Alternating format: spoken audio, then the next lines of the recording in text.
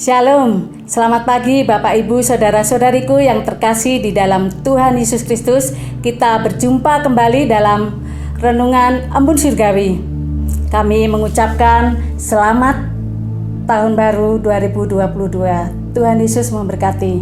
Mari kita akan merenungkan kebenaran firman Tuhan dengan tema Imanku menentukan masa depanku.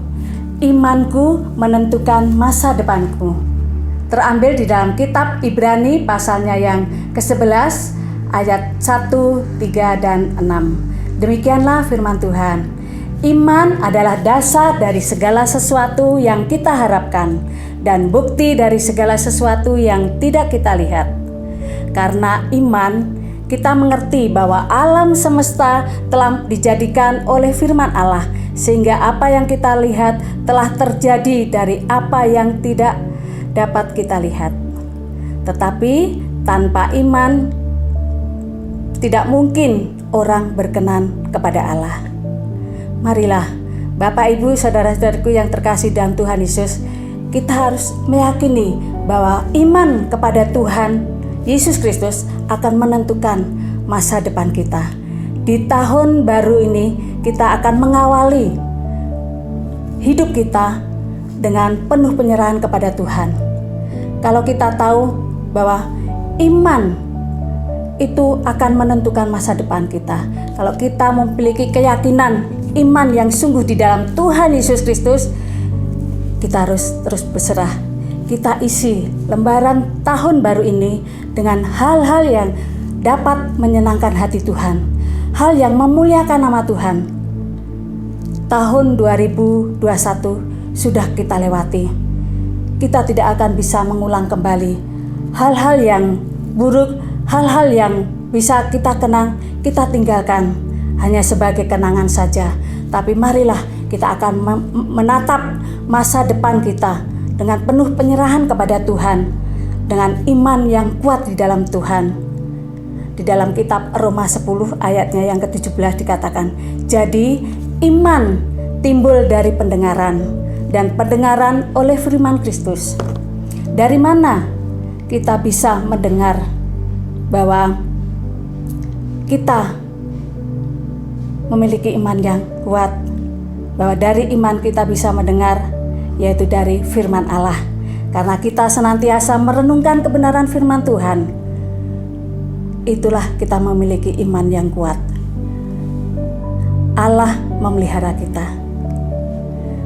Mari kita persiapkan hati kita di tahun yang baru ini. Kita akan melangkah dan meyakini dengan iman yang sungguh.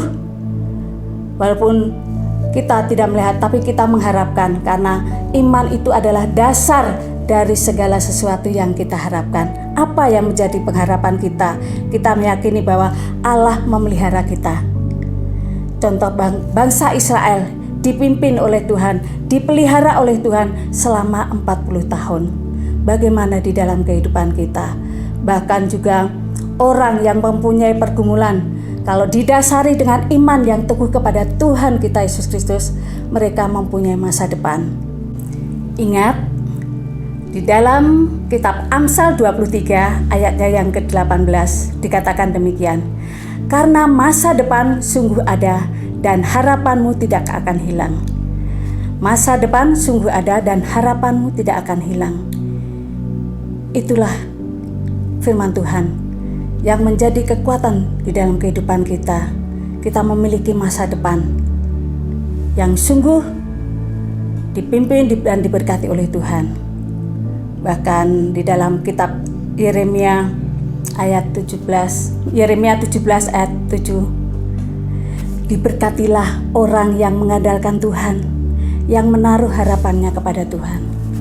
Marilah Bapak Ibu saudara-saudara yang terkasih di dalam Tuhan Yesus, marilah kita menatap dan melangkah di tahun yang baru ini dengan iman yang tetap teguh, iman yang kuat di dalam Tuhan Yesus Kristus.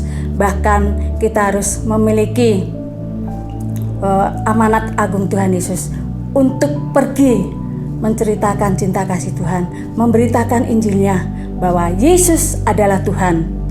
Karena di dalam firman Tuhan, akulah jalan kebenaran dan hidup. Tidak ada seorang pun yang sampai kepada Bapa kalau tidak melalui aku.